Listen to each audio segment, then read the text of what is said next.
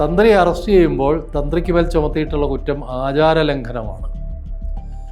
ആചാരലംഘനത്തിൻ്റെ പേരിൽ ഒരാളെ അറസ്റ്റ് ചെയ്യാനോ ജയിലിലിടാനോ കഴിയില്ല എന്ന പ്രാഥമികമായ നിയമപരമായ ബോധ്യം പോലീസുകാർക്കില്ലാത്തതുകൊണ്ടല്ല.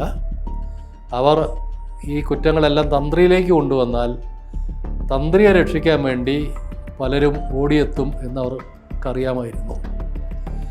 തന്ത്രിയുടെ ഭാര്യ സഹോദരൻ BJPയുടെ ഉയർന്ന നേതാക്കളിൽ ഒരാളാണ്. തന്ത്രിയാകട്ടെ ശബരിമല വിശ്വാസികൾക്കിടയിൽ വലിയ വൈകാരികമായ സ്വാധീനമുള്ള ആളുമാണ്. ആചാരലംഘനം പോലൊരു ദുർബലമായ കോടതിയിൽ നിലനിൽക്കാത്ത വകുപ്പ് വെച്ചിട്ട് തന്ത്രിയെ പിടികൂടിയാൽ സ്വർണ്ണക്കൊള്ള ആവിയായി പോകുമെന്ന് ആർക്കും തിരിച്ചറിയാൻ പറ്റും.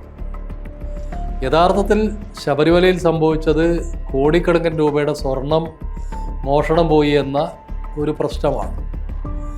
അതോടൊപ്പം സംശയകരായ പരിസ്ഥിതിയിൽ നിൽക്കുന്നത് സ്വർണ്ണമോഷണം മാത്രമാണോ, സ്വർണ്ണക്കൊള്ള മാത്രമാണോ അവിടെ നടന്നത്, വിഗ്രഹക്കൊള്ളകളും ഇറിഡിയം പോലുള്ള ലോഹങ്ങളുടെ കച്ചവടവും നടന്നിട്ടുണ്ടോ എന്ന പ്രശ്നം ഇതിനിടയിലുണ്ട്.